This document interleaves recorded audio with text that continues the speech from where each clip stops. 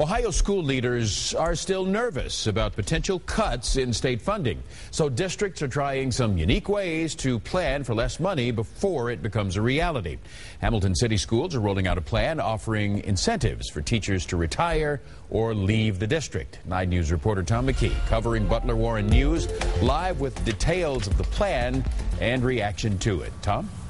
Well, Clyde, this is driven by the fact that Hamilton gets 68% of its funding from the state of Ohio, and with a projected $10 billion deficit from the state, schools are bracing for cuts anywhere from 10 to 20%, and for Hamilton that could mean $5 to $10 million. So district leaders have rolled out this employee severance plan.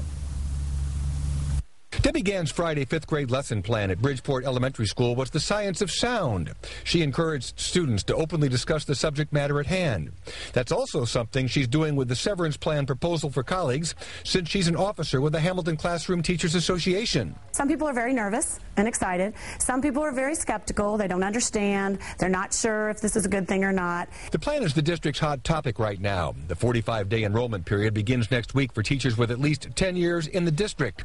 That includes half of the 600 classroom instructors. Well, you have to be unique this year. You better be thinking things that are a little bit different when you get a potential $5 million hole coming into the district starting July 1. Treasurer Bob Hancock says the goal is to reduce the budget through attrition rather than layoffs before state cuts are announced. The buyout calls for a $45,000 payment that will be paid over 5 years to the teacher. And in addition to that, they have their regular severance payment that they would also get by contract. Hancock says the district hopes the savings could be between $800,000 and $1 million. We have about a $35,000 gap between the highest paid teacher and a new teacher.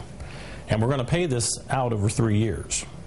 And since you're spreading that out over 3 years, plus the regular severance out over 3 years, you create cash flow savings that are very significant for the district. Debbie Gann says the offer may be good for some, but she's not ready to leave her fifth graders for at least 3 more years. I'm a 27-year veteran, so I'm eligible on paper, but this would not benefit me in my life and my life goals.